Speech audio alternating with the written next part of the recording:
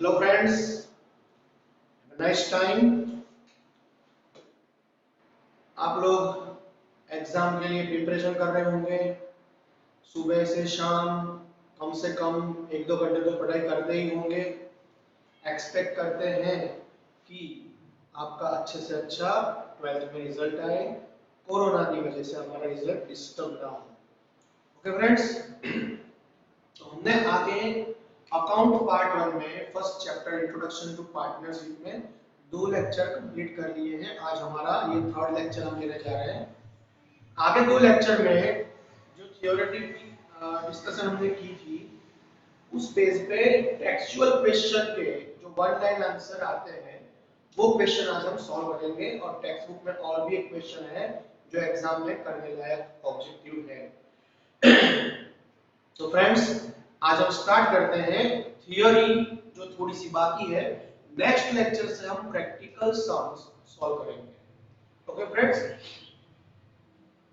so in your textbook see the page number 30, textbook page number 30, there are 11 questions which are to be given answer in one line, one sentence. So in this question sub question is one, what is partnership? तो ये हमने आगे discuss कर लिया है friends. What is partnership? The legal business run collectively by two or more persons to earn profit, such venture is known as partnership. Business कैसा होना चाहिए? लीगल होना चाहिए। कितने लोग उसमें जुड़ सकते हैं? मिनिमम 2, मैक्सिमम अब 50। टू और मोर पर्सन्स, और उनका ऑब्जेक्टिव क्या होना चाहिए? Prime objective is earn profit. इस टाइप के वेंचर को हम क्या बोलेंगे? Partnership. Question number 2 is what is maximum and minimum limit of partners to constitute a partnership firm? Partnership firm के कॉन्स्टिट्यूशन में हमें मिनिमम और मैक्सिमम कितने पार्टनर्स हम ले सकते हैं? मिनिमम 2 पार्टनर्स और मैक्सिमम, अगर कंपनीज एक्ट 2014 के बारे में सोचे तो 50 और 2013 के बारे में सोचे तो 100। Let's read. Minimum 2 partners, and as per section 464 of the Companies Act 2013, 100 partners, while as per rule number 10 of Companies Rules 2014, maximum 50 partners can construct the partnership firm. Partnership firm. Minimum 2 and maximum, if Companies Act 2013 is applied, 100, and if Companies Rules 2014 is applied, 50 maximum partners can join partnership firm. Question number 3, what is a partnership deed for a firm? Partnership deed है वो partnership firm के लिए क्या है? So partnership deed is an administrative constitution for a firm. Administrative constitution, business जो partnership firm का है उसका एडमिनिस्ट्रेशन, इसका इंटरनल मैनेजमेंट कैसे करना है, उसके रूल्स, रेगुलेशंस, बाउंड्रीज, वो सब आपको इसमें रिटन एग्रीमेंट में लिखने पड़ते हैं। इसीलिए पार्टनरशिप डीड को हम क्या बोलेंगे? Administrative constitution. Fourth number, describe the objectives to prepare partnership deed. Partners partnership deed क्यों करता है? क्योंकि उनको फ्यूचर में कोई डिस्प्यूट या मिसअंडरस्टैंडिंग ना हो, इसलिए। एकदम सिंपल आंसर है, partnership deed can be prepared to obtain the solution of future misunderstanding और फ्यूचर डिस्प्यूट्स। फ्यूचर मिसअंडरस्टैंडिंग और फ्यूचर डिस्प्यूट्स। फ्रेंड्स, ये क्वेश्चन थोड़ा अधूरा रह गया था, इसका answer. How are the administrative problems solved when no agreement is signed between the partners? Partners ने एग्रीमेंट साइन नहीं किया होगा, no agreement is sign, it means आपने रिटर्न एग्रीमेंट नहीं किया है, तो कौन से रूल के हिसाब से पार्टनर्स के डिस्प्यूट्स हैं या कोई प्रॉब्लम्स है उसको सॉल्व कर पाएंगे? So in the absence of partnership deed, Partnership Act 1932's provisions can be taken into consideration. So here the answer is such problems are solved as per provisions of Partnership Act 1932 are applied when you have not prepared any written partnership deed. Partnership deed अगर written में नहीं किया होगा तो 1932 partnership act की जो provisions है उसके मुताबिक उसके हिसाब से आपको अपने डिस्प्यूट्स या प्रॉब्लम्स को सॉल्व करने पड़ेंगे। Describe partners capital methods of a partnership firm. ये भी हमने पिछले लेक्चर में डिस्कस कर लिया था, इसका डिफरेंशिएशन भी देख लिया था। There are two methods of preparing partners capital accounts. One is fluctuating capital method or second is fixed capital method. Fluctuating capital method में सब एंट्रीज कैपिटल अकाउंट में ही होगी, only capital account of partners are prepared, but in the case of fixed capital method we have to prepare two accounts, partners current accounts and partners capital accounts.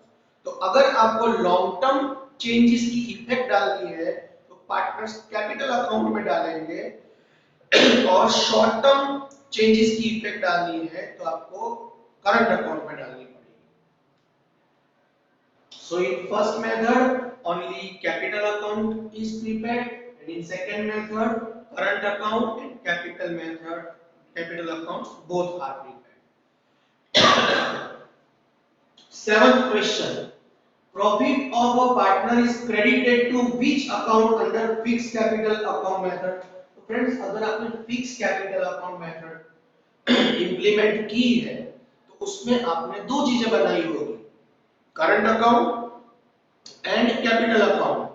अगर नया partner कोई भी partner capital लेके आएगा तो उसको हम capital account में रिकॉर्ड करेंगे और remaining all transaction except this capital bringing these transactions are recorded in current account. Capital के अलावा बाकी सब उसको हम कहां डालेंगे, करंट अकाउंट में।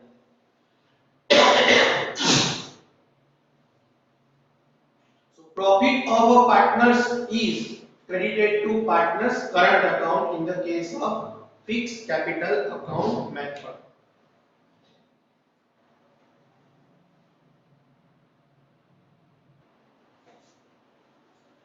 Question number 8. Additional capital introduced by partner on permanent basis is credited to which account in the fixed capital account? Fixed capital account method उसमें हमने दो चीजें बनाई होगी, capital account and current account दोनों बनाया होगा।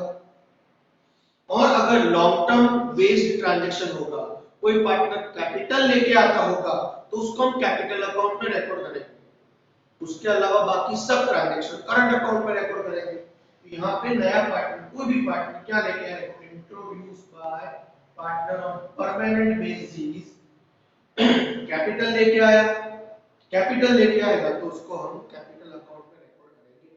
तो यहाँ पे such amount of capital is credited to partners capital account, उसको पार्टनर्स कैपिटल अकाउंट में रिकॉर्ड करेंगे। The debit balance of current account of partners is shown on which side of balance sheet? तो आपको पता होना चाहिए, debit side means asset side and credit side means liability side.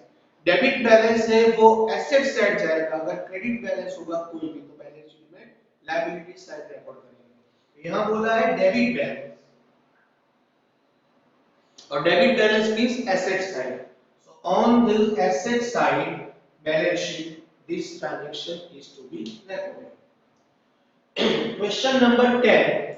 Write journal entry to transfer drawings account to the capital account at the end of the year. Account का rule है कि अगर आप कुछ भी कोई भी अकाउंट क्लोज करोगे, जैसे आपने कैपिटल अकाउंट क्लोज करना है तो कैपिटल अकाउंट का बैलेंस क्रेडिट होगा, आप उसको क्लोज करोगे तो जर्नल एंट्री में कैपिटल अकाउंट डेबिट ऐसा लिखना पड़ेगा। यहाँ पे ड्राइंग आपको क्लोज करना है, ड्राइंग का बैलेंस होता है डेबिट, और आप ड्राइंग अकाउंट क्लोज करोगे, ड्राइंग क्लोज करोगे तो उसका डेबिट बैलेंस से, तो जर्नल एंट्री में आपको उससे उल्टा लिखना पड़ेगा, ड्राइंग अकाउंट क्रेडिट ऐसा लिखना पड़ेगा। तो यहाँ पे हमें ड्राइंग अकाउंट क्लोज करना है, drawing account is to be close, so here we have to credit, sorry यहाँ पे एक मिस्टेक हो गई है, ये पार्टनर्स ड्राइंग अकाउंट डेबिट नहीं आएगा, यहाँ करंट और कैपिटल अकाउंट डेबिट आएगा। पार्टनर्स करंट और capital account debit and partners drawing account is credit. यहाँ पे आपको क्या ध्यान में रखना है फ्रेंड, ड्राइंग है उसका बैलेंस डेबिट होता है, डेबिट बैलेंस से और उसको हम क्लोज करेंगे, अकाउंट क्लोज करेंगे तो वो क्रेडिट हो जाएगा, तो ड्राइंग अकाउंट क्रेडिट हो जाएगा, करंट अकाउंट डेबिट हो जाएगा। ये हमारी जनरल एंट्री लगी। उसकी narration, being partners drawing account is closed, being partners drawing account is closed। 11th question, profit and loss appropriation account is a part of which account? Friends, partnership profit and loss appropriation account is a part of profit and loss account। profit and loss appropriation है वो profit and loss account का ही एक हिस्सा है, तो यहाँ लिखना है profit and loss appropriation account is part of P&L account, profit and loss account. तो ये 11 क्वेश्चन आपको क्वेश्चन नंबर 2 पेज नंबर 30 पे दिए थे टेक्स्ट बुक में, वो हमने यहाँ सॉल्व किए, और इसको अच्छे हैंडराइटिंग से अपनी फेयर बुक में लिख लेना। नेक्स्ट क्वेश्चन है टेक्स्ट में क्वेश्चन नंबर 7 पेज नंबर 32, वो भी थियोरेटिकल बेस्ड क्वेश्चन बनाया हुआ है और बोर्ड में बहुत पहले पूछा भी हुआ है, बोर्ड में एक क्वेश्चन आ चुका है। क्या है क्वेश्चन, चलो चेक करते हैं। X and Y are partners of a partnership firm and they have not prepared partnership deed। X and Y partner है, उन्होंने पार्टनरशिप डीड नहीं की है, रिटर्न एग्रीमेंट किया नहीं है। तो इसको हम स्टार्ट करें उसके पहले मैं आपको बता दूं, पार्टनरशिप एग्रीमेंट नहीं किया है तो कौन से प्रोविजंस अप्लाई होंगे, ये रहा question. How are the administrative problem solved when no agreement is signed, ये प्रोविजंस अप्लाई होंगे, provisions of partnership act 1932 when the partners have not signed any agreement. तो वो प्रोविजंस क्या है, ये प्रोविजंस हमने लास्ट लेक्चर में लास्ट क्वेश्चन सॉल्व किया था, उसमें होगा क्या सिखाया था मैंने आपको कि अगर आपने एग्रीमेंट नहीं किया है तो इतनी चीजें याद रखनी है। 1, interest on capital can not be calculated. 2, interest on drawing can not be calculated. 3, any partner cannot get any salary, any commission, any bonus or any remuneration। 4, any partner cannot get any type of benefits, and if the partner has lent any loan to partnership firm, then and only then 6% per annum interest can be charged। कब interest charge होगा, partner ने firm को loan दिया होगा। But इससे उल्टा question आया कि if firm has lent any amount to partner, in this case interest on such loan can not be calculated. यहाँ पे आपको can not be calculated, can not be calculated वही लिखना है, कुछ भी कैलकुलेट नहीं होगा, ओनली एक ही पॉइंट में कैलकुलेशन होगा 6% पर एनम के हिसाब से, when partner has lend any amount of loan to partnership firm, उसके अलावा नहीं। और अगर फर्म में प्रॉफिट और लॉस होता है तो वो प्रॉफिट और लॉस उनको इक्वली डिस्ट्रीब्यूट करना पड़ेगा, कोई भी रेशियो अप्लाई नहीं होगा, 1:1:1 ऐसा रेशियो अप्लाई होगा। अगर 3 पार्टनर है तो 2 पार्टनर हो गए तो 1:1, इट मींस इक्वल रेशियो में ही प्रॉफिट एंड लॉस डिस्ट्रीब्यूट होगा। And if any partner has may incurred any expense, such expense can be reimbursed by him from the firm। अगर कोई पार्टनर ने एक्सपेंस किया है ऑन बिहाफ ऑफ फर्म तो वो expense वो रीएम्बर्स कर सकता है, वो वापस ले सकता है। इतने प्रोविजंस हमने यहाँ पे सीखे थे लास्ट लेक्चर में, ये पॉइंट में। इसके रिगार्डिंग ये क्वेश्चन आपको पूछा है, देखो एक्स एंड वाई पार्टनर्स थे और उन्होंने they have not prepared partnership deed नहीं किया है.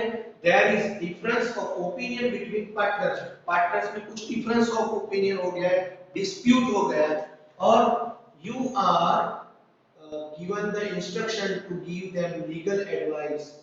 उनको हमें legal advice देनी है और 6 केस आपको दिए हैं, इसमें आपको लीगल एडवाइस देनी है as per the provisions of partnership act 1932. देखो फर्स्ट क्वेश्चन में क्या दिया है, x demand 6% per annum interest on drying of partner. Interest on drawing की डिमांड कर रहा है पार्टनर. देखो उन्होंने एग्रीमेंट किया है, पार्टनरशिप डीड किया है, they have not prepared partnership deed. Partnership deed तो किया नहीं है, तो इंटरेस्ट ऑन ड्राइंग मांग नहीं सकता. इसलिए क्या लिखा है, demand of partner X is irrational demand है. Second, Y is an active partner, he claims for remuneration and commission. Y active partner है और रेम्यूनरेशन और कमीशन मांग रहा है. मैंने क्या बोला, उन्होंने एग्रीमेंट किया नहीं किया तो उसको कुछ भी नहीं मिलेगा, ना सैलरी मिलेगी, ना बोनस मिलेगा, ना रेम्यूनरेशन मिलेगा, ना कमीशन मिलेगा. यहाँ लिख डिमांड ऑफ वाई इज इरिजनेबल, वो भी रीजनेबल डिमांड कर रहे हैं. X demands interest on capital of partners, ये भी रीजनेबल है. उन्होंने एग्रीमेंट किया ही नहीं तो interest on capital also can not be calculated. Demand of X is irrational. Fourth number, X has lent loan of 20,000 to the firm. यह partner X ने फर्म को 20,000 का लोन दिया है and he demands interest on loan. तो ये reasonable demand है. इसमें आपको 6% इंटरेस्ट पर एनम के हिसाब से फर्म में से पेमेंट करना पड़ेगा. So per annum 6% interest can be charge. It is reasonable demand of X. Next question, firm has lend loan of 25,000 to Y. इससे उल्टा है, फर्म ने पार्टनर को लोन दिया है 25,000 का, तो कुछ भी कैलकुलेशन नहीं होगा, no interest can be charge. तो here demand of X is irrational. यहाँ पे रीजनेबल डिमांड है. X demands to share profit between the partners in the proportion of capital. उन्होंने एग्रीमेंट किया है नहीं किया है. एग्रीमेंट किया होता तो एग्रीमेंट वाइज प्रॉफिट डिस्ट्रीब्यूट होता. एग्रीमेंट नहीं किया है तो इक्वली प्रॉफिट और लॉस डिस्ट्रीब्यूट करना पड़ेगा. तो यहाँ पे प्रॉफिट को पार्टनर क्या बोल रहा है कि कैपिटल प्रपोर्शन में डिस्ट्रीब्यूट करो. तो हमारी एडवाइस क्या रहेगी, नहीं, पर capital proportion can not be used here. They have to distribute profit between them in equal proportion. Equal proportion can be used. तो फ्रेंड्स ये प्रोविजन के हिसाब से आपको ऐसे आंसर देने थे. इस टाइप का एग्जांपल भी बोर्ड में इससे पहले आ चुका है. ये भी आपको सॉल्व करना है, लर्न करना है. अपनी फेयर बुक में अच्छे हैंडराइटिंग से एक बार कॉपी करना है. एक बार कॉपी करोगे तो याद रह जाएगा, आपको मेमोराइज कम करना है. फ्रेंड्स, तो ये हो गई हमारी थियरी कंप्लीट यहाँ पे चैप्टर नंबर 1 के लिए. अब हम चैप्टर नंबर 1 में जो प्रैक्टिकल क्वेश्चंस है, सम है, उसके बारे में नेक्स्ट लेक्चर लेंगे. तब तक के लिए goodbye, good day and take care.